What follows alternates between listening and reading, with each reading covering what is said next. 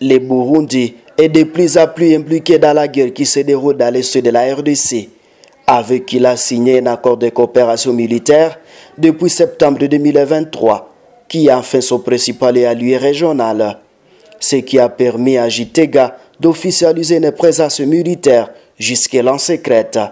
Le Conseil des Nations Unies aux droits de l'homme a tenu une session spéciale sur la situation en République démocratique du Congo RDC ce vendredi 7 février 2025 sur une demande des autorités congolaises. Monsieur le Président, le Burundi se réjouit de la convocation de cette session extraordinaire sur la situation des droits de l'homme dans l'Est de la République démocratique du Congo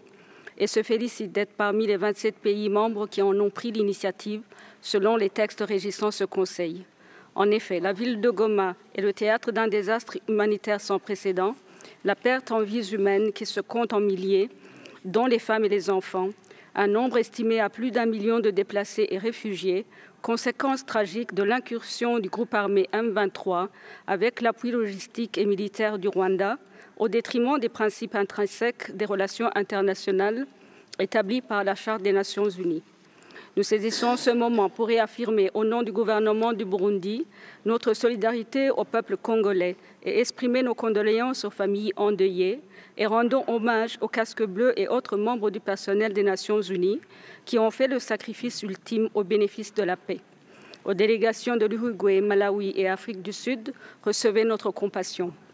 Depuis 3 décennies, qui ne sait pas ce qui se passe dans l'Est de la République démocratique du Congo. Certains d'entre nous n'ont-ils pas fait le choix de détourner le regard de la souffrance que vit la population congolaise sur fond de sombres intérêts étrangers, de positionnement géopolitique, de pillage et exploitation illicite des ressources naturelles convoitées?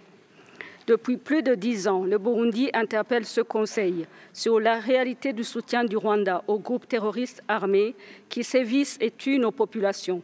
Vous en avez la démonstration assumée et décomplexée et le risque d'embrasement dans la région des Grands Lacs est aujourd'hui à prendre en considération. Le temps est venu de l'établissement des faits, de dégager les responsabilités et de la reddition des comptes en adoptant une résolution forte qui condamne les violations graves et persistantes des droits de l'homme dans les provinces du Nord et Sud Kivu et impose aux forces rwandaises et au M23 de se retirer instamment des zones occupées.